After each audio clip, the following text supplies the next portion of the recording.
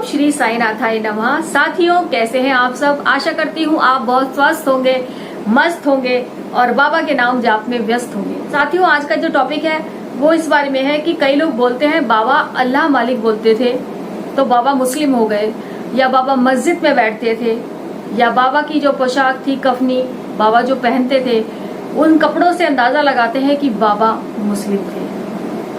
लेकिन साईं भक्तों, बाबा ने कभी नहीं बताया कि बाबा कौन है, कहाँ से आए हैं, उनके माँ बाप कौन हैं। बाबा ने कभी नहीं बताया और ना ही कोई जान पाया, ना ही कोई सी किताब में लिखा है कि बाबा का जन्म स्थान कौन सा है या बाबा किस जाति के हैं। लेकिन लोग अपना आइडिया लगाते हैं क्योंकि वो साईं चरित्र से पढ़ लेते हैं। बाबा बोलते थे अल्लाह मालिक, बाबा मस्जिद में रहे तो यानी बाबा मुस्लिम हो गए। अगर बाबा मुस्लिम होते तो बाबा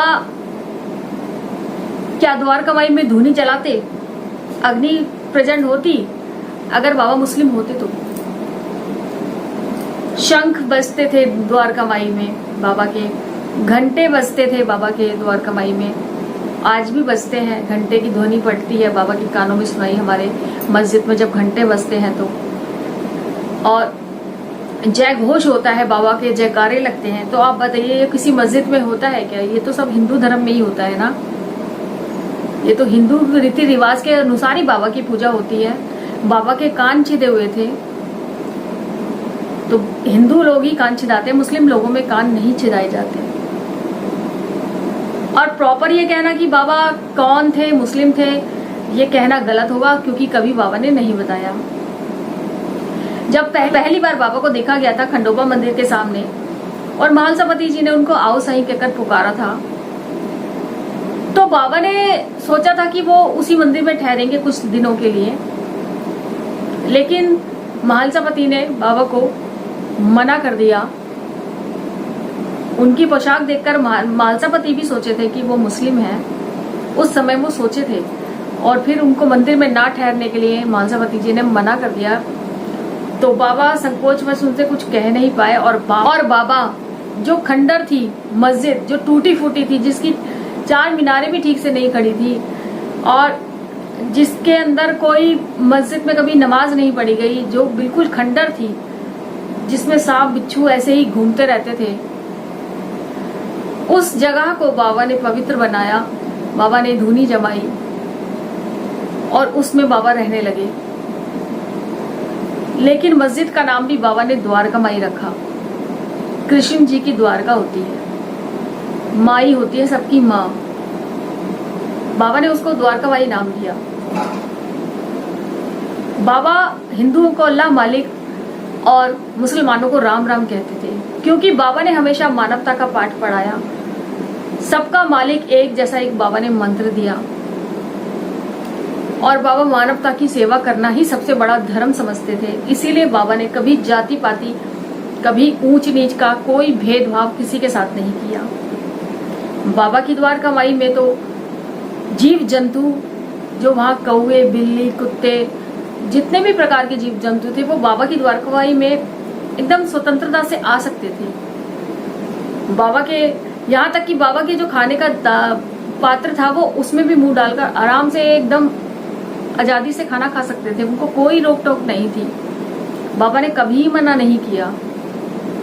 ऐसे हैं हमारे साईनाथ।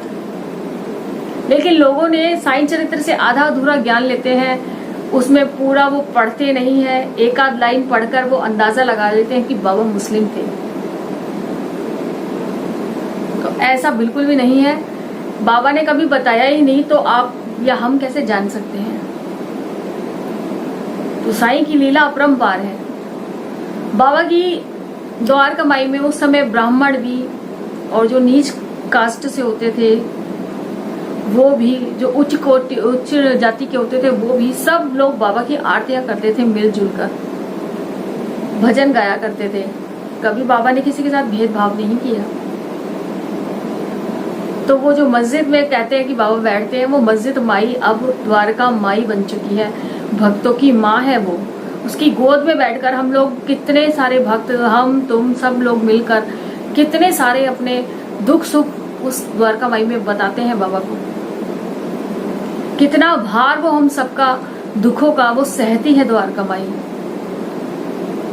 बाबा वहां बैठकर कितने लोगों की झोलियां भरते हैं। तो बाबा की आरतियां होती है, चारों आरतियां जो है वो हिंदू रीति रिवाज की तरह होती है। बाबा को भोग लगाया जाता है, बाबा को स्नान कराया जाता है। आप और जो बिल्कुल उच्च कोटि के ब्राह्मण हैं वो बाबा की सेवा करते हैं, वहां पर आरतियां करते हैं। सेवा बाबा की जो समाधि के आसपास होते हैं वो लोग कितने बाबा की सेवा करते हैं। तो अपना मन बेकार की बातों से हटाकर अगर हम अच्छे लाइन में लगाएंगे, बाबा के श्री चरणों में लगाएंगे, तो हो सकता है हमारा जीवन सफल हो जाए। अगर हमने जानबूझकर गलत रास्ता पकड़ रखा है तब तो बाबा भी हमारे कुछ नहीं कर सकते, क्योंकि बाबा ने हमें हमेशा सही रास्ता दिखाया है। जो बाबा के सच्चे प्रेम से हृदय से भक्त हैं वो कभी गलत नहीं करते, बल्कि जिनके अंदर गलत विचार होते हैं, जो गलत होते हैं, वो भी बाबा के दरबार में आके सुधर जाते हैं। तो ऐसी मस्जिद माई को धन्य है, प्रणाम करते हैं लाखों करोड़ों हजारों बार बाबा की द्वारका माई को। बाबा की द्वारका माई की चरण रस को माथे से लगाते हैं, दिल से लगाते हैं अपने। तो बाबा मुस्लिम थे, हिंदू थे, ये कहना गलत होगा। और जहां तक साईं चरित्र में मैंने पढ़ा है, और बाबा के जितने करीबी थे, मालसापति, नाना साहब चांदोलकर वगैरह, उन्होंने बाबा को बहुत करीब से देखा था। तो जो कहते हैं ना कि मुस्लिम लोगों में जो खतना होता है या सुनता होता है, वो भी बाबा का नहीं हुआ था। तो कैसे सब लोग ये आइडिया लगाते हैं कि बाबा मुस्लिम थे। सबका मालिक एक बाबा हर किसी को बोलते थे। आज भी बाबा के कहीं हर मंदिर में जाइए आप, लिखा होगा सबका मालिक एक बाबा का एक ऐसा नारा था। तो बस अपने बाबा को अपने हृदय से चाहिए। बाबा के व्रत होते हैं, बाबा की आरतियां होती हैं, बाबा को जो भी हिंदू रीति रिवाज के अनुसार होना चाहिए वो सब कुछ होता है। जैसा मैंने आपको बताया, द्वारका माई में अग्नि भी प्रचलित है, शंख भी बजते हैं, घंटे भी बजते हैं, आरतियां होती है वहां पर। ये सब एक मंदिर में ही होता है। और वैसे भी बाबा की लीला तो हमेशा न्यारी ही रही है। जब बाबा देहधारी थे, जब भी बाबा को की लीला किसी की समझ में नहीं आती थी, बाबा का किया हुआ इलाज किसी की समझ में नहीं आता था, क्योंकि बाबा हमेशा घुमा फिरा कर उस चीज को किया करते थे। और बाबा की लीला आज भी किसी की समझ में नहीं आती है। तो अपने साईं पे, अपने बाबा पे विश्वास रखिए पक्की तरीके से। किसी की बातों में बिल्कुल आने की कोई जरूरत नहीं है। सिर्फ और सिर्फ अपने बाबा पे भरोसा करिए। ये दुनिया तो सिर्फ इधर उधर की बातें ही करेगी। ये दुनिया भगवान को नहीं छोड़ती तो हमें क्या छोड़ेगी।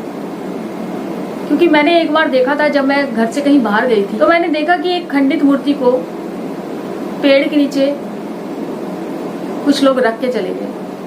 तो आप सोचिए, जब खंडित मूर्ति को घर से बाहर निकाल सकते हैं भगवान की वो, तो हम जैसे लोगों का तो कितना दिल तोड़ सकती है ये दुनिया। अगर हमारा कोई सहारा है, हमारा कोई साथी है, हमारा कोई सच्चा मित्र है, तो वो हमारे बाबा हैं। हमें अपने बाबा के कहे अनुसार चलना है, बाबा की आज्ञा माननी है, बाबा ने जो हमें सीख दी है उस पर चलना है। तो चलिए साईं भक्तों, अच्छी लगी हो वीडियो तो लाइक करिएगा और कमेंट कर सकते हैं आप। ओम साई राम बाबा की हाजिरी लगा सकते हैं। और जो भी कोई अगर इस चैनल पर मेरे बाबा के लिए कोई शेयर कर सकते हैं, अपने अनुभव हो, कोई भी आपकी अनुभूति हो, आप बाबा से कैसे जुड़े, क्या है, जो भी कुछ आपके पास हो बाबा के लिए कुछ बात करने के लिए, तो आप मेरे इस चैनल पर शेयर कर सकते हैं। मेरा नंबर है 9318316557।